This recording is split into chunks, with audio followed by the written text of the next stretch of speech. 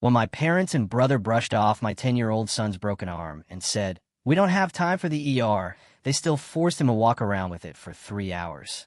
I didn't yell. I didn't argue. I just made one quiet move.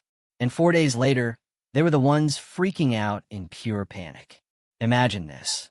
Your own family, your parents, your brother, staring at your 10-year-old son, crumpled in pain with a shattered arm. And their first response? "We don't have time for the ER." They forced him to walk on it for 3 agonizing hours.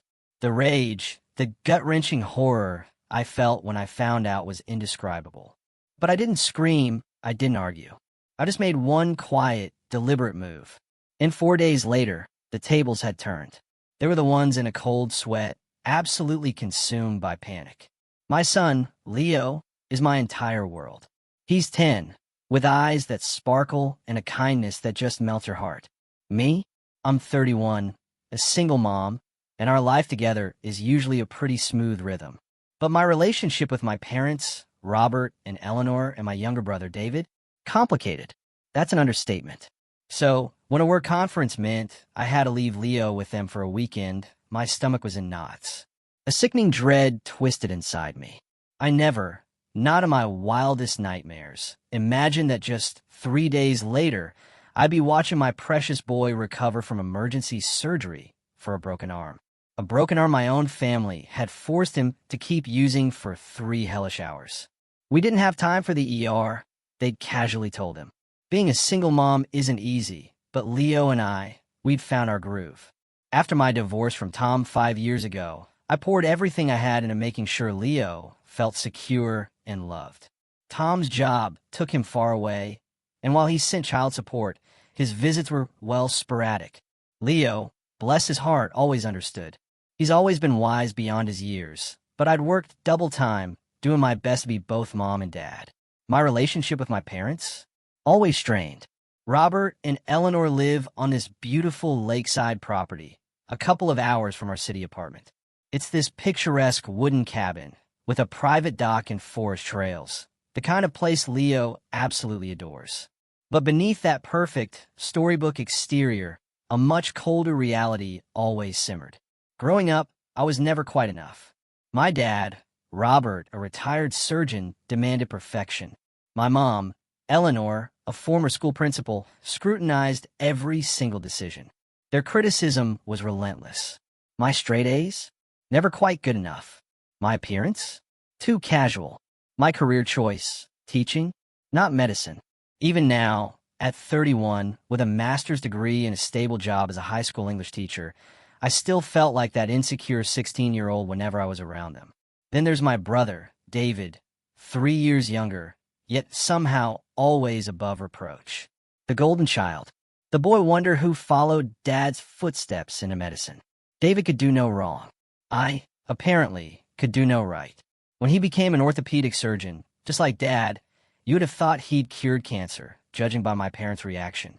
Despite all of it, I maintained contact, because I truly believed Leo deserved to know his grandparents, his uncle. And in their own way, they adored him. Leo loved fishing with Grandpa Robert, baking with Grandma Eleanor, and listening to Uncle David's wildly exaggerated hospital stories. I tried my best to shield him from their subtle criticisms, the very same ones that had chipped away at my own self-worth for decades. For the most part, I succeeded.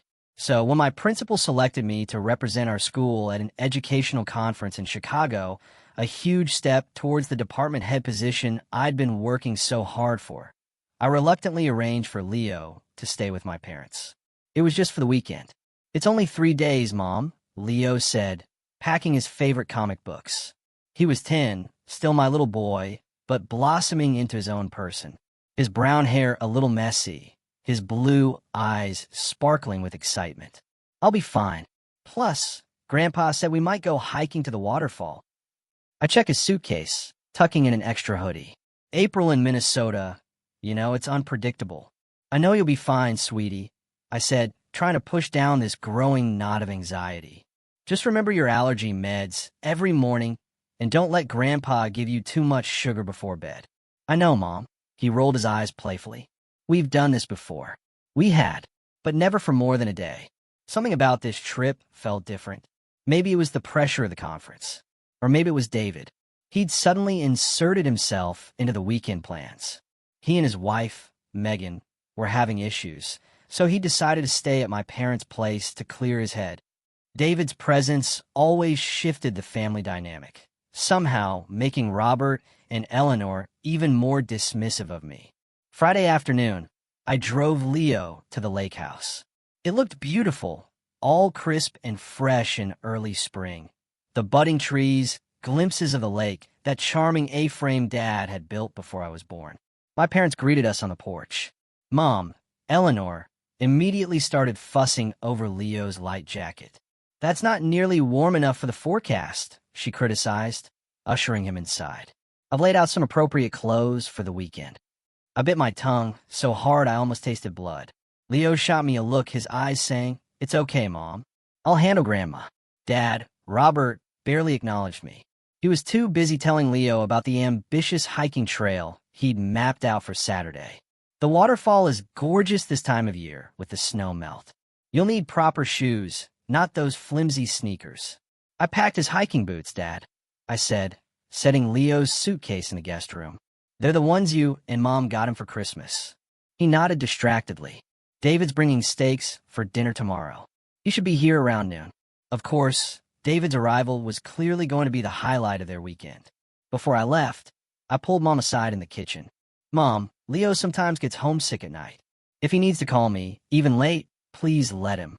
Eleanor waved a dismissive hand. "Sarah, we've raised children before. Successfully, I might add."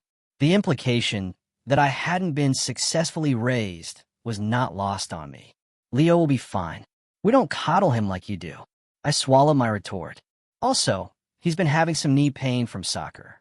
If it flares up, there's ibuprofen in his toiletry bag." Robert was a surgeon for 35 years, and David is a doctor. Her tone was clipped, final. "I think we can handle a little knee pain." David arrived just as I was preparing to leave. He barely spared me a glance before sweeping Leo into a bear hug. "There's my favorite nephew, ready for an adventure weekend with a cool uncle." Leo laughed, and I forced a smile. David had always been good with Leo, if a bit overbearing. His gift-giving was excessive, his stories wildly exaggerated, his entire persona with him felt performative. But Leo adored him. "Drive safe, Sarah," was all David said to me as I hugged Leo goodbye. "Be good, sweetie. Call me tonight before bed, okay?" I whispered to Leo, "I love you more than anything." "Love you too, Mom. Don't worry so much. Your conference is going to be amazing." As I drove away, I watched Leo in my rearview mirror, waving enthusiastically from between my stern-faced parents and my smirking brother. That image, my bright, trusting son surrounded by the very people who would betray him so profoundly, would haunt me later. The Chicago conference started well. My presentation on innovative literacy techniques was scheduled for Saturday afternoon, and Friday's keynote speeches offered valuable networking. Still, I kept checking my phone, smiling at Leo's occasional text about Grandma's banana pancakes or the woodpecker he'd spotted. Friday evening, I called, just as I'd promised him. No one answered. I tried 3 times over 2 hours, my concern growing with each unanswered ring. Finally, around 9:30 p.m., my father called back. "Leo's already asleep," he said curtly. "We had a busy day getting the boat ready for summer, and he was exhausted. Could you wake him?" I asked, my voice tight. I promised I'd say goodnight. "Sarah, don't be ridiculous. The child needs rest, not to be disturbed because you're feeling insecure about being away." I swallowed my frustration. "Hard. Can you just have him call me first thing tomorrow? We're hiking early. He'll call you when we get back." Before I could protest, he hung up. Typical Robert. Deciding what was best for everyone, no consultation needed. I tried texting Leo directly, but the message never delivered. I reasoned it was the lake house's notoriously bad cell service and forced myself to focus on my presentation notes. What I didn't know then, what Leo would later recount to me through tears in a hospital bed, was the nightmare Saturday would bring. According to Leo, that Saturday morning began pleasantly enough. David arrived before breakfast, bringing donuts and an almost manic enthusiasm for the day's hike. My father had mapped out an ambitious trail, looping from their property to the waterfall and back, about 7 miles total. Leo was excited, but also clearly nervous about the distance. Maybe we should do the shorter trail, he'd suggested timidly over breakfast. Mom and I usually do the 3-mile one. Your mother coddles you? My father had scoffed. You're old enough for a real hike. Besides, David wants to see the upper falls. And so it was decided. What Leo wanted, what he felt comfortable with, was irrelevant. What David wanted was the priority. A family dynamic I knew all too well, one that always made my blood run cold. They set out around 9 a.m. Leo wore the proper hiking boots I'd packed, along with jeans and layers for the warming spring day. His backpack held water, trail mix, and his phone, which my mother promptly confiscated. No electronics in nature, Eleanor declared. This is family time. The first half of the hike went smoothly. They reached the waterfall by noon, eating the sandwiches Eleanor had packed. Leo later told me how beautiful the falls were, swollen with spring runoff, cascading dramatically over moss-covered rocks.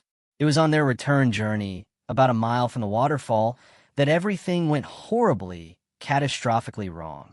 The path narrowed, following a stream, becoming rocky and slick with spray from the rushing water. Leo was careful, but my father and David set a brisk pace ahead, with Eleanor close behind them. No one was watching. Leo's foot slipped on a moss-covered rock. His arm flew out to brace himself, and he landed hard on his side. He heard a sickening, awful crack from his forearm. The pain was immediate, overwhelming. Leo screamed, a sound that echoed through the quiet forest. My family rushed back to find him crumpled on the trail, clutching his right arm, tears streaming down his face. It's broken, he gasped. Something snapped. I heard it. David knelt beside him, his medical training finally, useful. He examined Leo's arm, which was already beginning to swell. Looks like a radius fracture, he concluded. We need to get him to an ER. Leo felt a momentary wave of relief. Uncle David was a doctor. He would help. They would call his mom, me, and everything would be okay. But then, my father checked his watch. We have dinner with the Hendersons at 7 o'clock, he reminded Eleanor. We'd never make it to the hospital and back in time. Can't we cancel? Leo sobbed, his voice thin with pain. It really hurts. Eleanor's lips thinned. The Hendersons are your grandfather's oldest friends. We've had this dinner planned for months. Leo looked to David, desperate, hoping his uncle, the doctor, would finally insist on proper medical care. Instead, David shrugged. It's probably just a hairline fracture. Not a big deal.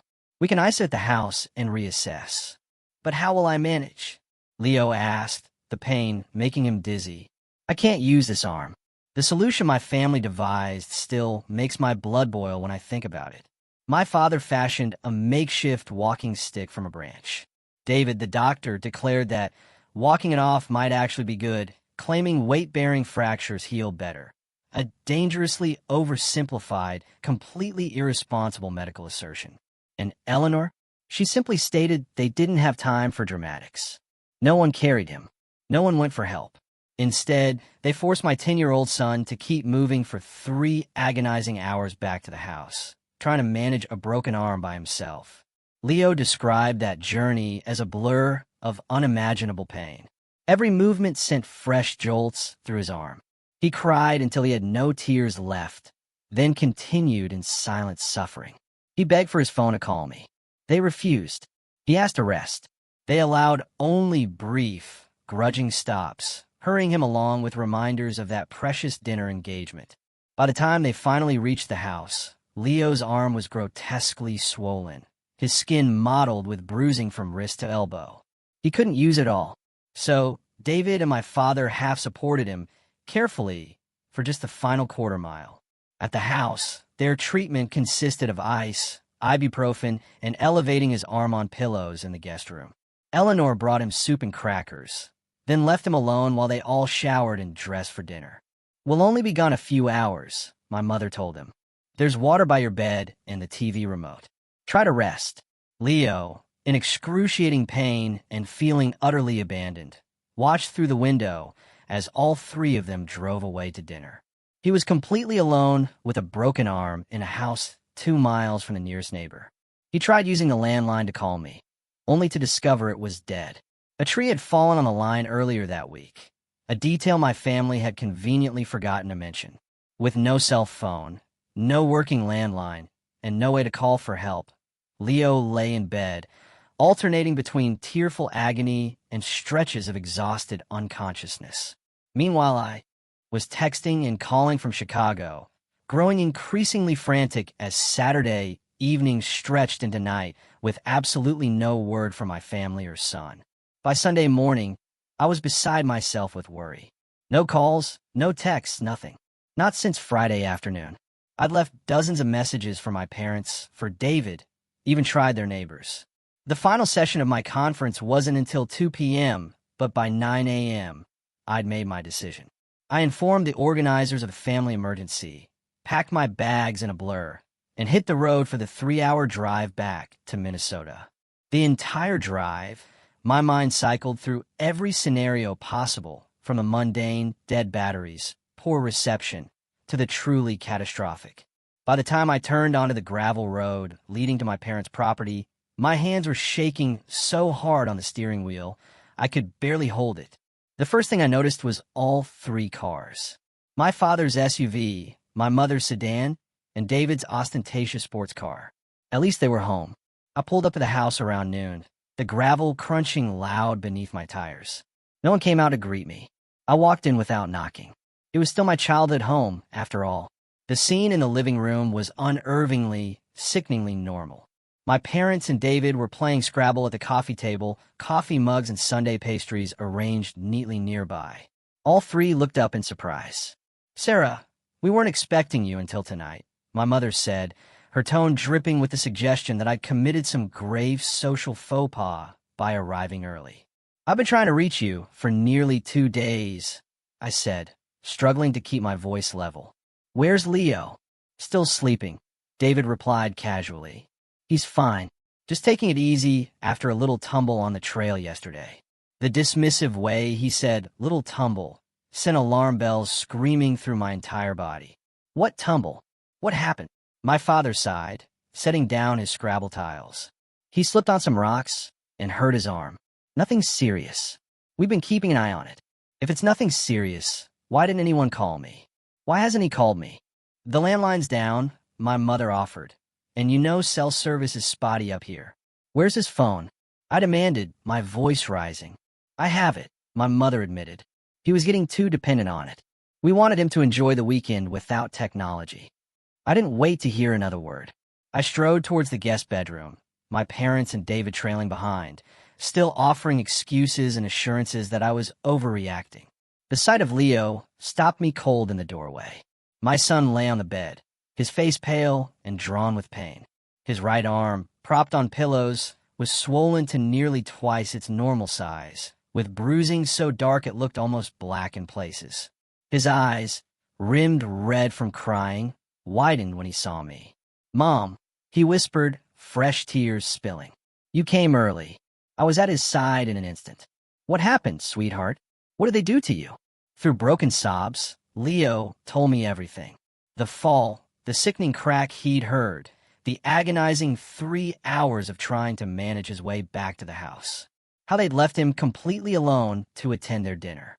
How no one believed how bad it was, how much it had hurt all night long. As he spoke, I gently examined his arm, my horror mounting with every touch. The misalignment was visible even to my untrained eye. This wasn't a sprain. This wasn't a minor fracture. This was serious, very serious. I turned to face my family, who stood clustered in the doorway. "You made him keep using this arm, made him move for 3 hours, and then you left him alone. We gave him pain medication," my mother defended weakly. "2 ibuprofen," Leo corrected in a small, shaky voice. "David said it was just a hairline fracture," my father added, gesturing to my brother as if his medical degree somehow made this neglect acceptable. David shrugged.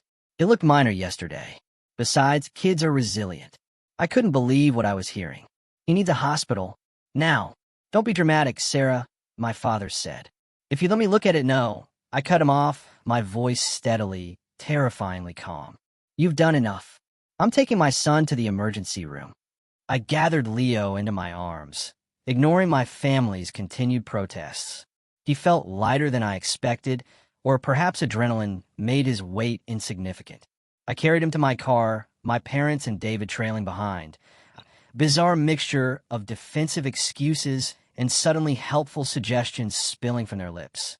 "Should we come with you?" my mother asked as I carefully settled Leo in the back seat, arranging pillows to elevate his arm. "No," I answered, not even looking at her. "You've done enough." The 20-minute drive to the nearest hospital was tense, punctuated by Leo's whimpers each time the car hit a bump. I called ahead so they'd be ready for us. By the time we arrived, Leo's pain had escalated to the point where he could barely speak. The emergency room staff took one look at his arm and rushed us into a treatment room. The doctor, a kind-faced woman named Dr. Rossi, ordered immediate x-rays and, thankfully, pain medication. When she returned with the results, her expression was grave. "Leo has a displaced radial fracture," she explained, showing me the x-rays. "See this angle here? The bone has completely broken and shifted. What concerns me most is the delay in treatment. Using this arm with the injury has caused soft tissue damage and increased the risk of complications." "What kind of complications?" I asked, my throat tight, barely able to speak. "Compartment syndrome is our immediate concern. That's increased pressure within the muscle compartment that can damage nerves and blood vessels. There's also risk of infection, improper healing, and long-term mobility issues." "What does he need?" "Surgery," Dr. Rossi said firmly. "We need to realign the bone and stabilize it with a plate and screws. Our orthopedic surgeon is being called in. He'll be here within the hour." I nodded, trying to process this tidal wave of information. And if this had been treated immediately after the injury? Dr. Rossi's expression told me everything I needed to know. A clean break might have just needed a cast. Using it like that, it changed everything.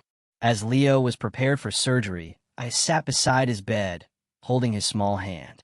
The crushing weight of what my family had done, the unnecessary pain they'd caused, the severe complications they'd created, settled over me like a suffocating blanket. I had trusted them with my most precious person, and they had utterly, irrevocably failed us both. When my parents and David appeared in the doorway of the treatment room an hour later, I felt nothing but cold, crystalline rage. The pediatric orthopedic surgeon, Dr. Miller, arrived promptly. After examining Leo and reviewing his x-rays, he confirmed what Dr. Rossi had told us. Leo would need emergency surgery to repair the displaced fracture and address the soft tissue damage caused by using the arm with a broken bone. "We'll need to place a plate and several screws," he explained. "In a child his age, we typically try to avoid such invasive measures, but the displacement is severe and there's significant soft tissue involvement." Leo squeezed my hand, his eyes wide with fear. "Will it hurt?" Dr. Miller's expression softened. "You'll be asleep for the surgery, and we'll manage your pain carefully afterward. The good news is that young bones heal remarkably well. With proper care and physical therapy, you should regain full function." As they prepared to take Leo to surgery, I kissed his forehead, promising to be right there when he woke up. The moment they wheeled him away, I turned, my entire body rigid, to face my family, who were still hovering awkwardly by the door. "Sarah, don't you think you're overreacting?"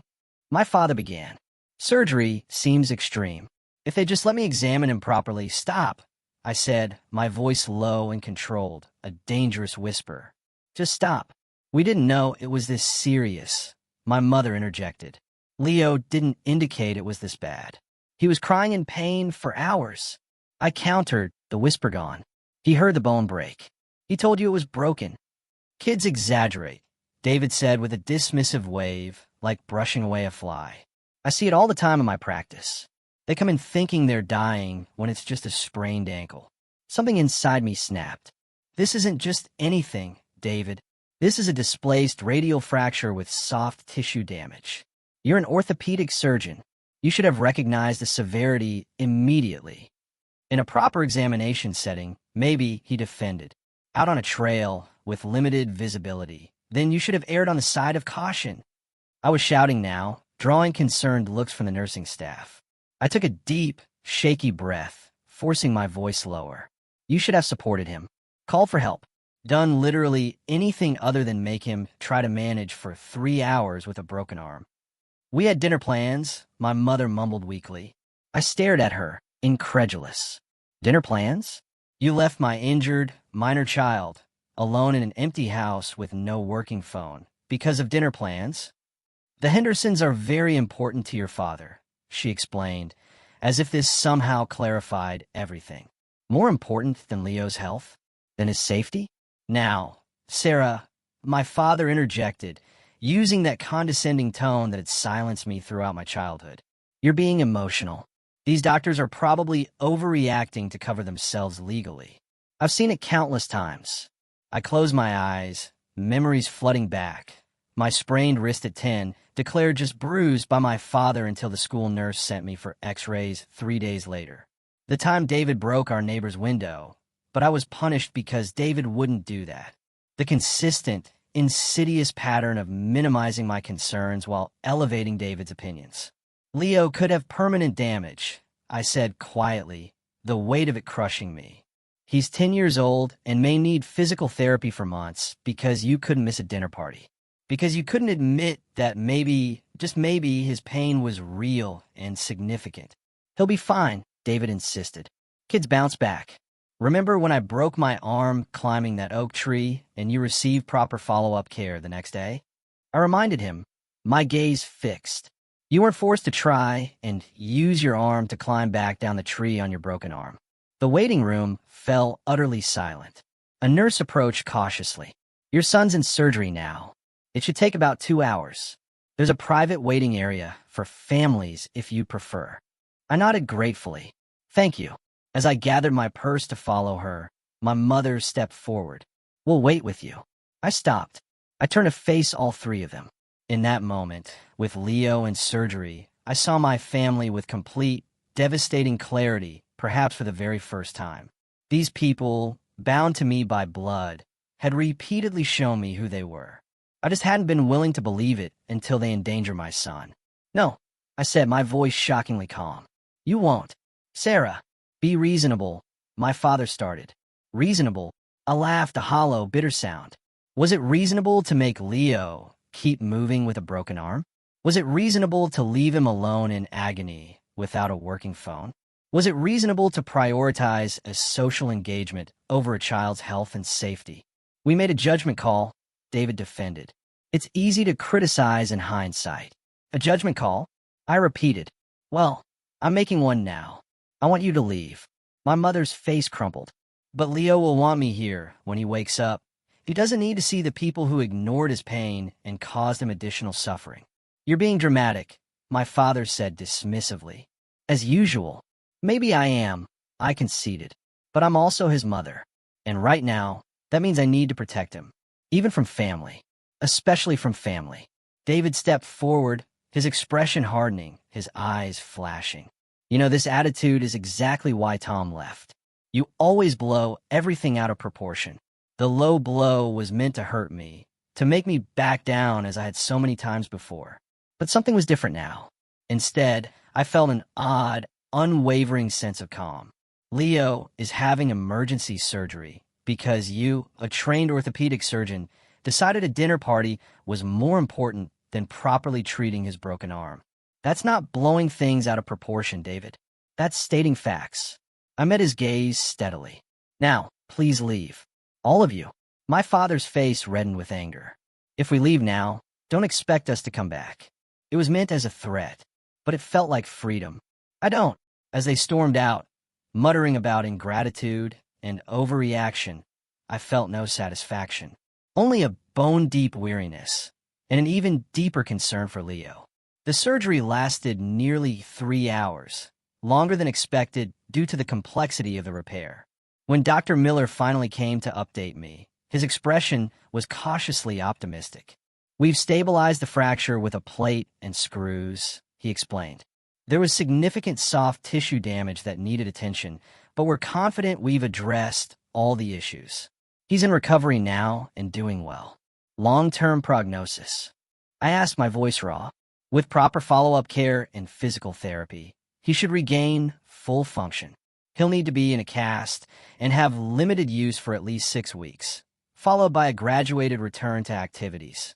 The hardware may need to be removed in a year or so once healing is complete. I nodded, a wave of profound relief washing over me. Can I see him? Leo was groggy from anesthesia when I entered the recovery room. His right arm was immobilized in a temporary splint until the swelling subsided enough for casting. His face brightened slightly when he saw me. "Mom," he whispered, "you're still here." I took his hand, careful of the foreline. "Of course I am, sweetheart. I'm not going anywhere." He glanced around the room. "Where's Grandma and Grandpa and Uncle David?" I hesitated, uncertain how much to share in his fragile state. "They had to go, honey, but don't worry about that now. You just focus on resting." Leo's eyes filled with fresh tears. "They didn't believe me, Mom. I told them how bad it hurt, but they said I was being dramatic. Uncle David said I was fine." I swallowed hard, fighting back my own tears. "I believe you, Leo. I always will. And I'm so sorry this happened." As he drifted back to sleep, still holding my hand, I made a silent promise to both of us. This would never happen again. No matter what it took, I would protect him, even if that meant cutting ties with the family who had betrayed us both so profoundly. The days following Leo's surgery were a blur of hospital rooms, medication schedules, and logistical challenges. Leo remained hospitalized for 3 days, his arm now encased in a temporary splint while the swelling subsided. I slept in the uncomfortable recliner beside him. Once I explained the circumstances, the staff went above and beyond to support us. Leo's teachers arranged to send assignments so he wouldn't fall behind. Our community, the real one, made of friends and colleagues rather than blood relations, rallied around us. My parents and David made no attempt to visit during Leo's hospital stay. Instead, they launched a campaign of texts and voicemails that cycled between defensive justification and accusatory deflection. My mother claimed they were giving us space. My father insisted the doctors had overreacted with unnecessary surgery. David suggested that Leo's recovery would have been simpler if you hadn't rushed him to the ER and let me handle it. I read these messages with a strange, numb detachment, as if they were artifact from a past life. Each one only confirmed that I'd made the right decision in asking them to leave. The only family member who reached out with genuine concern was my Aunt Carol, my father's sister. She and my father had been estranged for years, a situation I now understood with crystal clarity. When she called after somehow hearing about Leo's injury, her first words were, "What can I do to help?" Carol lived 3 hours away, but offered to drive up the following weekend. "I'm not surprised, Robert, and Eleanor handled this poorly," she said bluntly. "They did the same thing when you broke your collarbone at soccer camp. Told you to tough it out for 2 days before your coach insisted on an x-ray." I had almost forgotten that incident, buried beneath years of similar dismissals. I thought that was normal, I admitted. I thought all families worked that way. "It's not normal," Carol assured me. "It's neglect, plain and simple." When we finally brought Leo home from the hospital, our apartment presented new challenges. The third-floor walk-up that had never bothered us before now seemed like an insurmountable obstacle. Leo's right arm was completely immobilized for at least 6 weeks, meaning he needed help with many basic tasks and had to be extra careful navigating the stairs. That first night home, I helped him bathe, change, and settle in a bed. Both of us exhausted from the ordeal. As I tucked him in, Leo asked the question I'd been dreading. "Are we ever going to see Grandma and Grandpa again? Or Uncle David?" I sat on the edge of his bed, choosing my words carefully. "I don't know, sweetheart. What they did, making you try to manage with a broken arm, leaving you alone when you were hurt. That wasn't okay. It wasn't safe." Leo nodded solemnly. "I kept thinking you would have believed me. You would have taken me to the doctor right away. Always," I promised him. "I will always believe you when you're hurt, and I will always make sure you get the care you need. Grandpa said I was being dramatic, like you." His voice was small, uncertain. "Is that bad, being like you?" My heart broke a little at his words. "Leo, listen to me. You are not being dramatic. Your arm was broken. badly broken. The doctors confirmed that. And being like me, that's the greatest compliment I could ever receive. Because you are kind and brave and honest. All the things I aspire to be.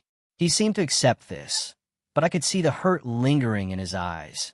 Not just physical pain, but the deeper wound of betrayal by people he trusted and loved. The practical aspects of Leo's recovery proved challenging.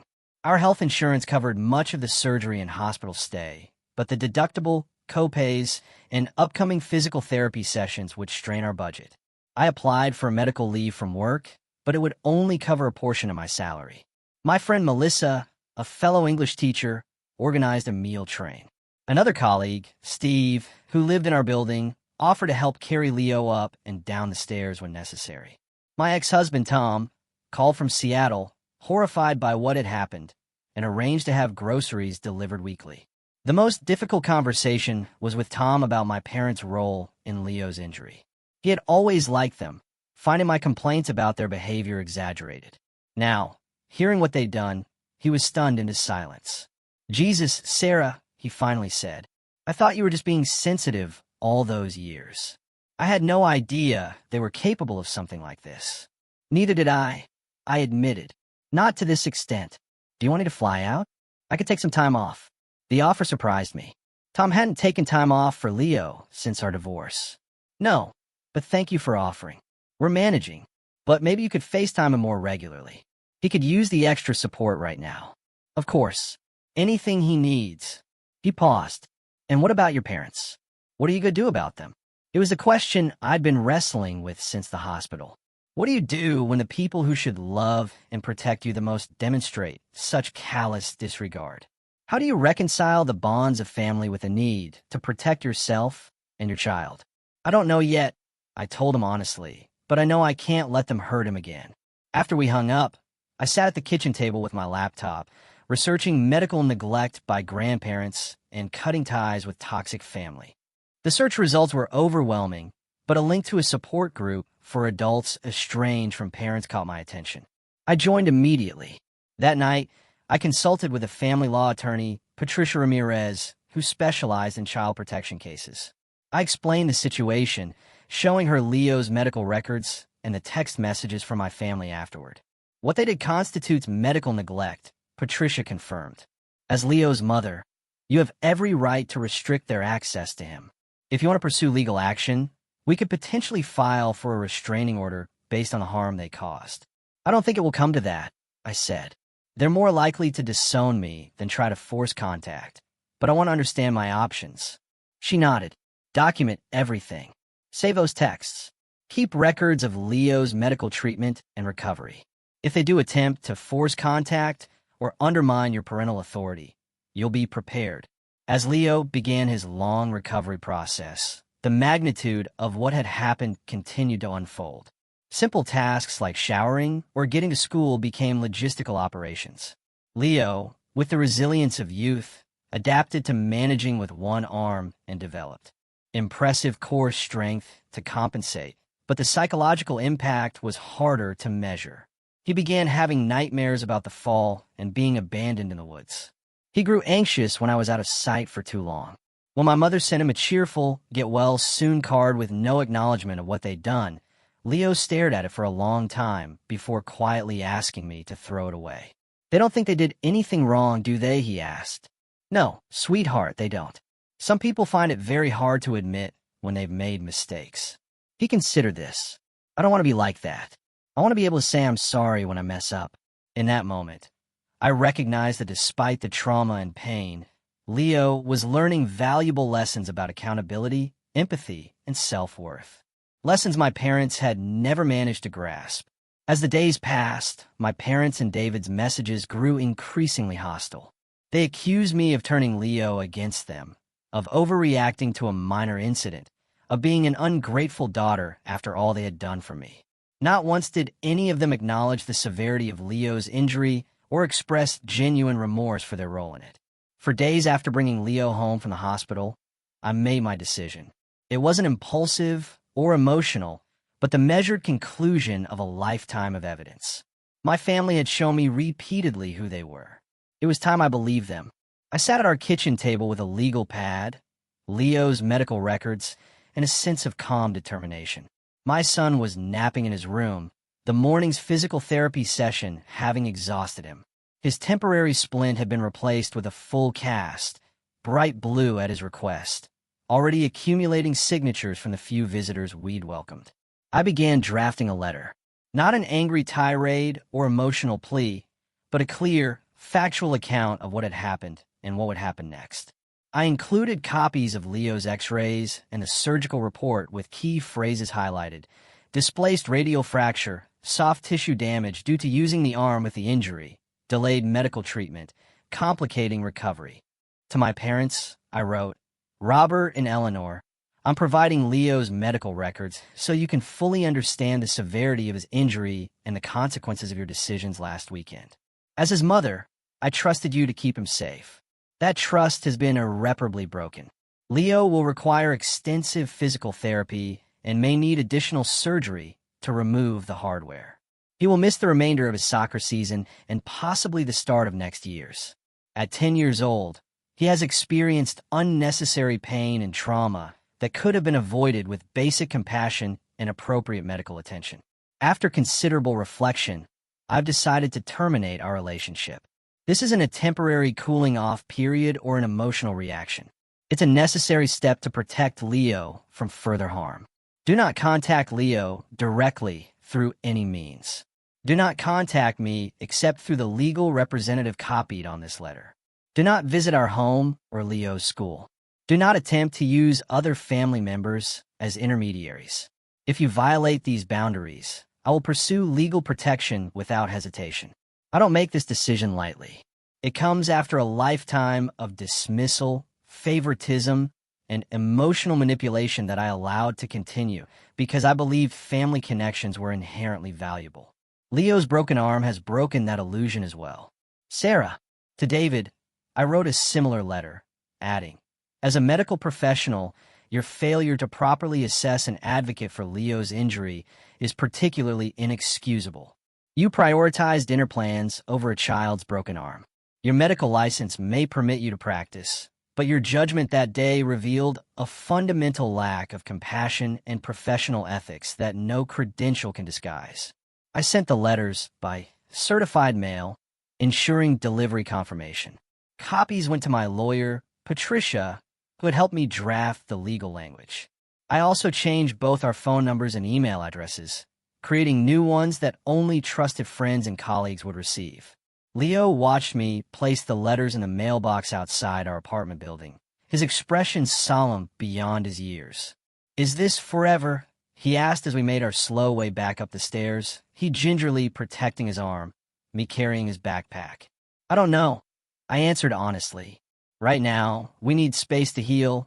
You physically, both of us emotionally. Someday, if they can truly understand what they did and take responsibility, maybe things could be different. But that would require them to change in ways they've never shown the capacity for. He nodded thoughtfully. I'm sad, but also relieved. Is that weird? Not at all. It's exactly how I feel, too. The responses came quickly and predictably. My father's lawyer contacted Patricia with veiled threats about my mental stability and parental alienation. My mother sent a tearful voicemail to my school office, the only number she still had, begging to speak to Leo just for a minute. David sent a scathing email to my new address. How he found it, I'll never know, accusing me of professional slander and threatening legal action of his own. None of them acknowledged the harm they'd caused. Patricia handled the legal threats efficiently, responding with copies of Leo's medical records and statements from his doctors about the impact of delayed treatment.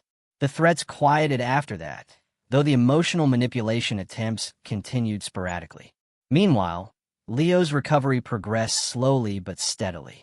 6 weeks with his arm immobilized in a cast turned into partial use with a special brace. Physical therapy 3 times a week helped him regain strength and mobility. His therapist, Diane, incorporated psychological support as well, helping Leo process the betrayal he'd experienced alongside the physical trauma. My Aunt Carol became a regular presence in our lives, driving up every other weekend to help with groceries, laundry, or simply to provide adult company for me. Through her, I learned family history I'd never known, patterns of neglect and favoritism that stretched back generations. Your grandfather did the same to your father, she told me one evening as we shared tea after Leo had gone to bed. Minimized his pain, taught him to suppress emotions, favored the son who most mimicked his stoicism. Robert became what he was raised to be. That explains it, I said, but it doesn't excuse it. No, she agreed. Understanding the origin of behavior doesn't obligate you to accept its continuation. As the weeks passed, we established new routines and traditions. Sunday mornings became pancake breakfasts with whatever toppings we craved. Friday nights were movie nights with takeout from local restaurants we'd never tried before. We started a two-person book club, reading the same novels and discussing them over hot chocolate. In place of the family we'd lost, we strengthened connections with the people who showed up for us consistently. My colleagues who covered classes when Leo had appointments, neighbors who helped with stairs and errands, even Tom, who surprised us both by flying in for a long weekend to see Leo and help with household projects I'd been postponing. 3 months after surgery, Leo returned to school full-time. His mobility was still limited, but the brace allowed his independence. His friends had been supportive throughout, visiting with homework and gossip, making him feel included despite his absence. His teachers accommodated his needs without making him feel singled out. The support group for adult children of toxic parents became an invaluable resource. Through their stories, I recognized patterns in my own upbringing that I'd normalized. The constant criticism disguised as concern, the dismissal of my feelings, the golden child/scapegoat dynamic between David and me. I began to understand that cutting ties wasn't an act of vengeance, but of self-preservation. 6 months after the incident, Leo had his hardware removal surgery, a less invasive procedure with a quicker recovery time. By then, we had received no direct contact from my parents or David for nearly 3 months, though I occasionally heard through mutual acquaintances that they were telling a very different version of events, casting themselves as victims of my unstable behavior and overprotectiveness. I found I no longer cared what they said. The truth was in Leo's medical records and the scar on his arm, in the therapy sessions he still attended. The truth was in our daily lives, which had grown more peaceful and authentic without the constant undercurrent of criticism and judgment. On the day Leo was cleared to return to all normal activities, including soccer practice, we celebrated with a special dinner at his favorite restaurant. As we shared a dessert, he looked up at me with an expression of quiet contemplation. "Mom, I've been thinking about Grandma and Grandpa and Uncle David." My heart skipped. "What about them, sweetie?" "I don't miss them as much as I thought I would." He traced patterns in the chocolate sauce with his spoon. "Is that terrible to say?" "Not at all," I assured him. "Relationships should add value to your life, not drain it. Even family relationships. I miss the idea of them," he continued. "Like having grandparents who come to school concerts and an uncle who teaches me cool stuff. But the real them, they made me feel small, like my feelings didn't matter. They made me feel that way too, I admitted, for most of my life." He nodded, understanding beyond his years. "I'm glad we don't feel that way anymore." As we walked home that evening, Leo moving confidently without a limp, I realized we had both healed in ways that extended far beyond his physical recovery. We had rebuilt our sense of worth, our understanding of healthy relationships, and our definition of family. The painful incident had forced a reckoning that was long overdue, and through that crucible, we had emerged stronger. Not despite the absence of my parents and brother, but because of it. 6 months after Leo's broken arm, our lives had found a new normal. His physical recovery had progressed remarkably well, as Dr. Miller had predicted. The second, less invasive surgery to remove the hardware had gone smoothly, leaving only a faint scar where the plate and screws had been. He'd returned to soccer, his coach easing him back with modified training sessions before clearing him for full participation. The emotional healing took longer for both of us. Leo still occasionally had nightmares about the fall and being abandoned in the woods. Certain triggers, particular tone of voice, the smell of pine forests, even the sound of Scrabble tiles clicking together, could momentarily transport him back to that painful weekend. But with therapy and time, these moments grew less frequent and less intense. For me, the journey involved unlearning a lifetime of conditioned responses. I found myself anticipating criticism that no longer came, defending decisions no one was questioning, apologizing for taking up space I had every right to occupy. Breaking these habits required conscious effort and constant self-awareness. My parents hadn't given up entirely. Every few weeks, a card would arrive for Leo, always cheerful, always avoiding any mention of what had happened, always signed with love from Grandma and Grandpa. I let Leo decide whether to read them. Usually, he didn't. They still don't get it, do they? He observed one day, holding an unopened birthday card from them. They think they can just pretend nothing happened. Some people never develop the capacity to truly acknowledge when they've hurt others. I explained. It threatens their self-image too much. That's sad, Leo said with genuine compassion. That amazed me. It must be lonely never being able to say you're sorry. David had apparently moved on completely. According to my Aunt Carol, he told extended family that I had mental health issues and had cut everyone off for no reason. Few believed him, especially after Carol quietly shared the actual circumstances. But it didn't matter. David's inability to acknowledge his role in harming Leo only confirmed we were better off without him. The most persistent attempts at contact came from my mother. She left messages with mutual friends, sent letters to my school, even approached Leo's soccer coach at a game. Though thankfully the coach, aware of the situation, politely but firmly refused to get involved. My mother's messages always followed the same pattern. She missed us. She loved us. She didn't understand why I was being so extreme. And couldn't we just move past this unpleasantness? Not once did she acknowledge what they had done or offer a genuine apology. I maintained the boundaries I'd established. The legal letters had done their job. None of them came to our home or tried to contact Leo directly, but the emotional campaign continued with my parents positioning themselves as wounded victims to anyone who would listen. Through the Adult Children of Toxic Parents support group, I learned this was a common tactic, what some members called the missing reasons. My parents genuinely couldn't comprehend why I had cut contact, because acknowledging the real reason would require them to see themselves as people who had harmed a child. That recognition was simply not compatible with their self-image. Understanding this dynamic didn't make it easier, exactly, but it did help me stop expecting an acknowledgement that would never come. I stopped hoping for the dramatic moment of realization, the tearful apology, the healing reconciliation that movies had taught me to expect. Instead, I focused on building a life where such recognition wasn't necessary for our happiness. Leo and I established new traditions to replace the old ones. Instead of tense holidays at my parents' lake house, we hosted small gatherings with friends in our apartment. For Thanksgiving, we volunteered at a local shelter before enjoying our own meal with Melissa and her family. Christmas became a cozy celebration just for the two of us, with a trip to a nearby resort for skiing once Leo was fully recovered. Of course, my Aunt Carol remained our strongest family connection, visiting regularly and sharing stories about my grandparents and great-grandparents that helped me understand the generational patterns at play. Through her, Leo maintained a sense of family history and belonging without the toxic elements my parents had introduced.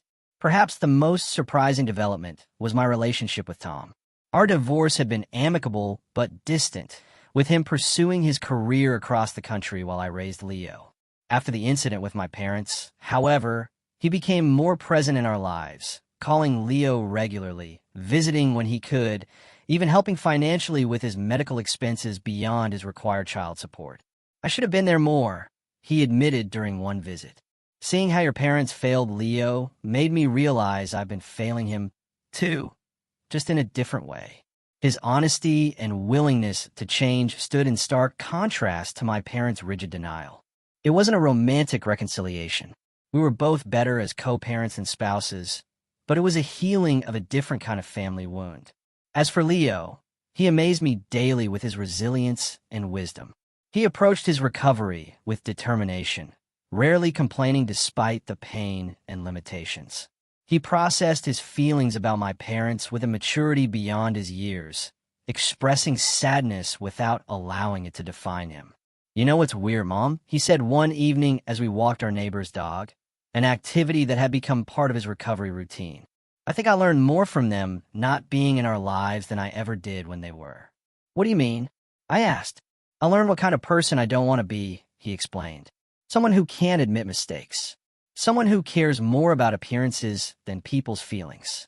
Someone who makes others feel small to make themselves feel big." His insight took my breath away. "That's a powerful lesson, Leo. Plus," he added, with the pragmatism of youth, "I learned that when someone shows you who they are, you should believe them the first time." Maya Angelou said that, right? I smiled. She did, and she was absolutely right. That, ultimately, was the most profound lesson from our painful experience. My parents and brother had shown me who they were countless times throughout my life. I had made excuses, normalized their behavior, blamed myself, anything to maintain the illusion that they would someday become the loving, supportive family I yearned for. It took their mistreatment of Leo to finally break that pattern and accept the reality. Family is not defined solely by birth. It's defined by love, respect, trust, and mutual care. Sometimes the healthiest family is the one you choose and build, not the one you're born into. Creating boundaries, even permanent ones, with toxic relatives isn't an act of cruelty, but an act of self-preservation, and in my case, the protection of my child.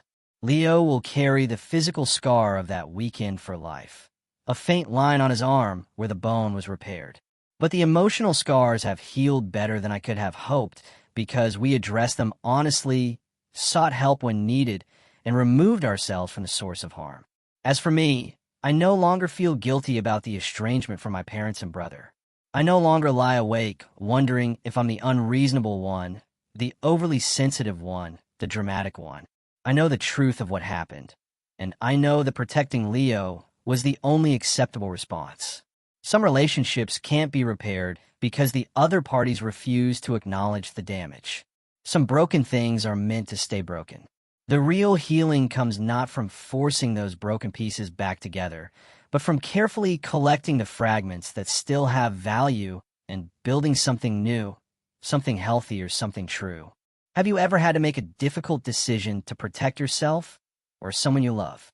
How did you find the strength to follow through? I'd love to hear your stories in the comments below.